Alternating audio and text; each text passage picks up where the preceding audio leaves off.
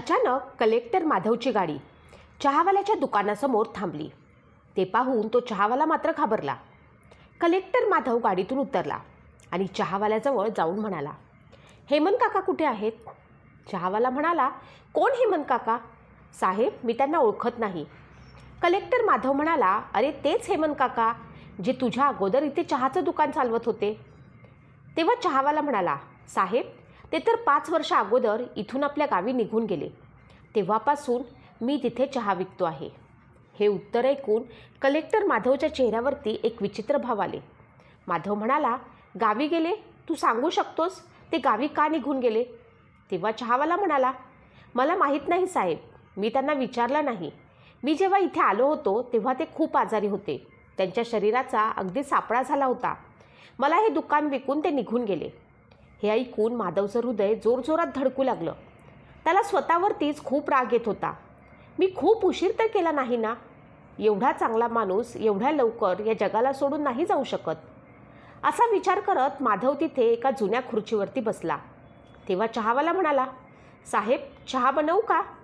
माधवनं स्वतःचं अंग त्या खुर्चीवरती टाकून दिलं होतं. त्याने डोळे बंद केले आणि म्हणाला, 3 बनवा दादा. चहावाल्याला समजलं, साहेब आपल्या ड्रायव्हर आणि बॉडीगार्डसाठी चहा बनवायला सांगत आहेत. खुर्चीवरती डोकं टेकून बसलेल्या माधवला आठवू लागलं, 10 वर्षांपूर्वी तो इथेच या टपरीवरती उपाशी आणि तहानेने व्याकुळ होऊन बसला होता. तेव्हा हेमंत काका त्याला म्हणाले, काय झालं बाळा, तू खूप उदास दिसत आहेस, चहा बनवू का? तेव्हा तो डोळ्यात पाणी आणून म्हणाला, काका, माझ्याजवळ पैसे नाहीत.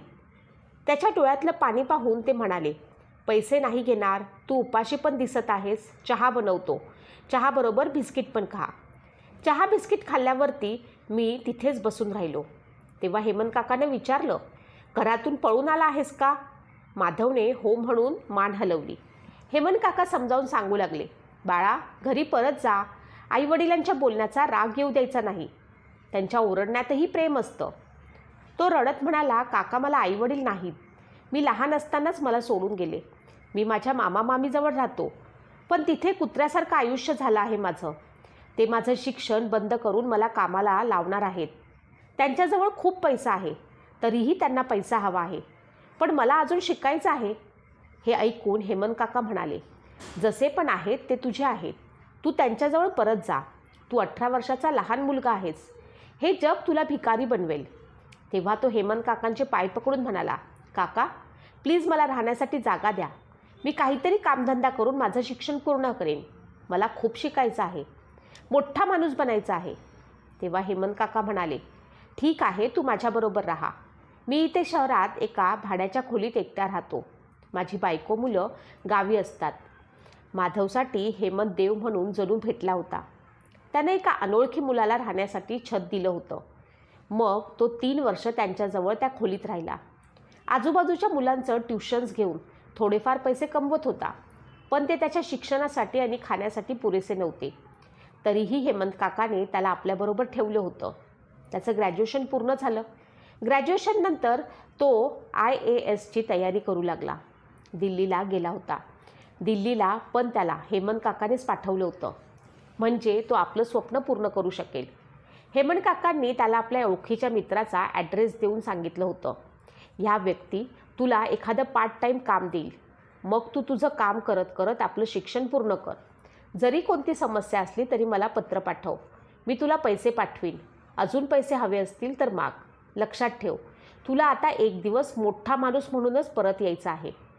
मग 6 वर्षाच्या कठोर परिश्रमानंतर खूपच चांगल्या मार्कांनी IAS त्याचं स्वप्न पूर्ण झालं. आयुष्यातलं मोठं स्वप्न पूर्ण करण्यासाठी त्यानं आकाश पाताळ एक केलं होतं. त्याच्या या जगात कोणीच नव्हते, पण हेमंत काकांमध्ये त्याला आपल्या वडिलांची सावली दिसत होती. काही महिने ट्रेनिंगमध्ये निघून गेले. त्यानंतर त्याच्या आवडीच्या ठिकाणी पोस्टिंग करण्यासाठी काही महिने अजून निघून गेले. साहेब, चहा. चहावाल्याचा आवाज ऐकून माधवची तंद्री भंग झाली. त्यानं चहाचा कप घेतला आणि चहा पिऊ लागला. आजूबाजूचे दुकानदार पहिल्यांदाच एका कलेक्टरला चहाच्या टपरीवरती चहा पिताना पाहत होते. चहा पिल्यानंतर माधवनं सरकारी गाडीला परत पाठवलं आणि दुसरी भाड्याची गाडी घेऊन एकटाच हेमंत काकाच्या गावाच्या दिशेनं निघाला. गाडीच्या सीटवरती डोळे बंद करून माधवला तो दिवस आठवला. जेव्हा 7 वर्ष अगोदर तो दिल्लीसाठी निघाला होता, त्यावेळी त्याला जाणीव झाली होती की हेमंत काका उदास होते. ते माधवला ट्रेनमध्ये बसवण्यासाठी आले होते. रस्त्यात त्याला म्हणाले होते, कधीही स्वतःला एकटं समजू नकोस. बाळ, तुला माहीत आहे मला मुलगा नाही. असं समज तूच माझा मुलगा आहेस. आणि घरी तुझी आईही आहे. तिला तुझ्याबद्दल सगळं माहीत आहे. तुला पाहण्यासाठी ती तुझी वाट पाहत आहे. तुझ्या 2 बहिणी पण आहेत, माया आणि मयुरी. माया 15 वर्षांची झाली आहे. मयुरी आता 12 वर्षांची आहे. दोघीही तुला राखी बांधण्यासाठी तुझी वाट बघत असतात. आणि एक तू आहेस, माझ्याबरोबर गावी येत नाहीस. तिथे सगळी तुझी वाट पाहत असतात. त्यावेळी माधव फक्त एवढंच म्हणाला होता, मी तुम्हाला शब्द देतो, ज्या दिवशी मी यशस्वी होऊन परत येईन त्याच दिवशी मी आईला भेटेन आणि बहिणींकडूनही राखी बांधून घेईन.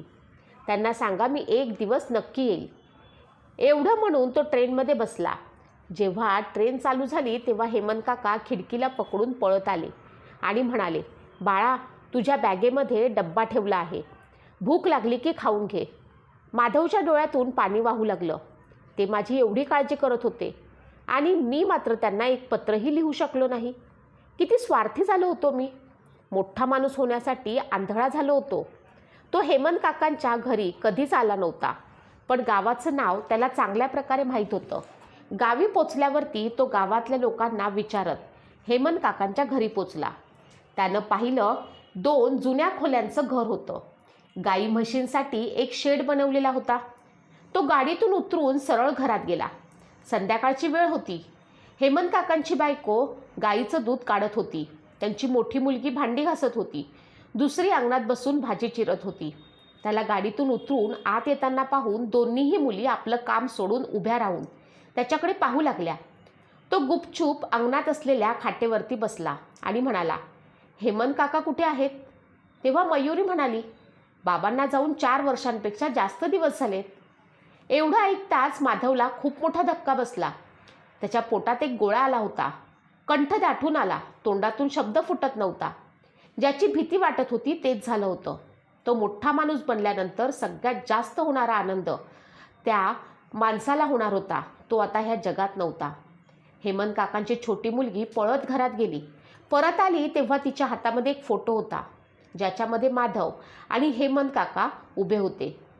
ती कधी फोटोला पाहत होती तर कधी माधवच्या चेहऱ्याला, आणि मग जोरात ओरडली, माधव दादा. दोघी बहिणी माधवच्या चेहऱ्याकडे पाहू लागल्या आणि ओरडून म्हणाल्या, आई बघ, माधव दादा आला आहे. माधवने स्वतःसाठी दादा ऐकलं तेव्हा त्याच्या डोळ्यातून पाणी वाहू लागलं. तो दोन्हीही हात पसरून उभा राहिला, जसं त्या दोघींना म्हणत होता, या मला भेटा. तो त्यांच्यासाठी एक अनोळखी व्यक्ती होता, पण नातं भावाचं होतं. जगातलं सगळ्यात पवित्र नातं. तो या जगात एकटा होता. बहीण भाऊ नसल्यामुळे वेड्यासारखा झाला होता. काहीच वेळात त्या दोघी बहिणी एकत्र भावाच्या गळ्यात पडल्या. त्याला लगेच जाणवलं, जगासाठी तो कलेक्टर होता, पण या घरासाठी तो अजूनही माधवदादा होता. आणि कदाचित हेमंत काकांसाठी तो नेहमीच त्यांचा मुलगा राहणार होता. आई पण गाईची धार काढायचं सोडून त्यांच्या जवळ आली. माधवनं त्यांचे पाय पकडले. आईनं डोळ्यातलं पाणी पुसत त्याला उठवलं आणि आपल्या कुशीत घेतलं आणि म्हणाल्या, यायला खूप वेळ केलास रे बाळा. तुझे बाबा तुझी आठवण काढत होते. त्यांच्या शेवटच्या क्षणांपर्यंत तुझी आठवण काढत होते ते. तो उदास मनाने म्हणाला, त्यांना काय झालं होतं? तेव्हा आई म्हणाली, 5 वर्षांपूर्वी शहरातून परत घरी येत होते. तेव्हा माहीत नाही त्यांना असा कोणता आजार झाला होता. ते खूप बारीक झाले होते. त्यांच्या हाडांचा सापळा दिसत होता. खाल्लेले त्यांना पचत नव्हते. 1 वर्षापर्यंत वेगवेगळ्या ठिकाणाहून औषधं घेतली, पण काहीच फायदा झाला नाही. मग एक दिवस ते आम्हाला सोडून निघून गेले. आई पुढे म्हणाली, त्यांनी गेल्यानंतर खूप संकट आली. मुलींचे दोन्ही काका आम्हाला खूप त्रास देतात. ते म्हणत आहेत घर आणि शेत त्यांच्या नावावर करा, नाहीतर मुलींचं लग्न होऊ देणार नाही. गेल्या 10 दिवसांपासून त्यांनी मला खूप वैताग आणला आहे. बाळा, ते धमकी पण देतात की मुलींचं लग्न झाल्यावर तसंही जमीन त्यांचीच होईल. माधव म्हणाला, आई आता मी आलो आहे, सगळं ठीक करेन. ती भरल्या गळ्यानं म्हणाली, यायला खूप वेळ केलास बाळा. तो पण रडत म्हणाला, मोठा माणूस होण्याच्या नादात मला वेळच मिळाला नाही. ती त्याच्या चेहऱ्याकडे प्रेमानं पाहत म्हणाली, मोठा माणूस झाला की नाहीस? तो म्हणाला, हो आई, मी मोठा माणूस झालो आहे. आईनं विचारलं, केवढा मोठा? पोलिसा एवढा मोठा की तहसीलदारा एवढा मोठा? तेव्हा तो म्हणाला, त्यांच्यापेक्षाही मोठा. त्यांच्यापेक्षाही मोठा? ती हसून म्हणाली. तेव्हा तो म्हणाला, हो, त्यांच्यापेक्षाही मोठा. आई, मी कलेक्टर झालो आहे. लगेच मयुरी म्हणाली, माझा दादा जिल्ह्याच्या सगळ्यात मोठा साहेब झाला आहे. तेव्हा आई म्हणाली, बरं, तुम्ही लोक आता इथे थांबा, मी आत्ताच येते. असं म्हणून ती आपल्या घराच्या भिंतीजवळ गेली आणि आपल्या जाऊबाईच्या घरात पाहून मोठ्या आवाजात म्हणाली, ऐकलं का? आता आम्ही एकटं नाही. माझा मुलगा आला आहे. तुमचे नातेवाईक पोलीसमध्ये आहेत ना? माझा मुलगा कलेक्टर आहे. आता माझ्या शेताकडे वाईट नजरेनं पाहिलं तर तुमचे डोळे काढून ठेवीन. माधव आकाशाकडे पाहत म्हणाला, काका, मी उशीर केला पण तुमचं स्वप्न पूर्ण केलं. आज मी कलेक्टर आहे, पण तुमच्याशिवाय सगळं अपूर्ण आहे. तिच्या जावा तसंही भिंतीला कान लावून ऐकतच होत्या. जेव्हा मयुरीची आई बोलली तेव्हा त्या अजूनच घाबरल्या. माधवला आत्तापर्यंत जो पगार मिळाला होता तो त्यानं आईच्या चरणावरती ठेवला. त्यानंतर तो निघून गेला. पण तो प्रत्येक रविवारी आपल्या घरी येत होता. त्यानं ती सगळी कर्तव्य पूर्ण केली जो एक मुलगा पूर्ण करतो. आपल्या बहिणींची लग्न धूमधडाक्यामध्ये केली. मग आईला आपल्याबरोबर घेऊन गेला. आता आई मुलासोबत राहते आणि त्याच्यासाठी एक सुंदर मुलगी शोधत आहे. म्हणून नेहमी लक्षात ठेवा, ज्यांनी आपल्याला आयुष्यात उभं केलं त्यांना कधीही विसरू नका. यश मिळवणं महत्त्वाचं आहे, पण त्या यशात आपले माणसं कधीच हरवू नका. हे त्याहूनही महत्त्वाचं आहे. रक्ताचं नातं नसतानाही काही लोक आयुष्यात देव बनून येत असतात. वेळ निघून गेल्यावरती पश्चाताप करून काहीच मिळत नाही. म्हणून आपल्या माणसांसाठी वेळ काढा. आपले सगळे आयुष्यात पुढे जातो, पण कधी मागे वळून पाहतो का? जर तुम्हालाही आयुष्यात हेमंत काकांसारखी व्यक्ती असेल तर हा व्हिडिओ त्यांच्यापर्यंत नक्की पोचवा. तुम्हाला काय वाटतं? माधवने यायला उशीर केला का? तुमचं मत खाली कमेंटमध्ये नक्की लिहा. आणि अशाच हृदयस्पर्शी कथा ऐकण्यासाठी चॅनलला नक्की सबस्क्राईब करा. धन्यवाद.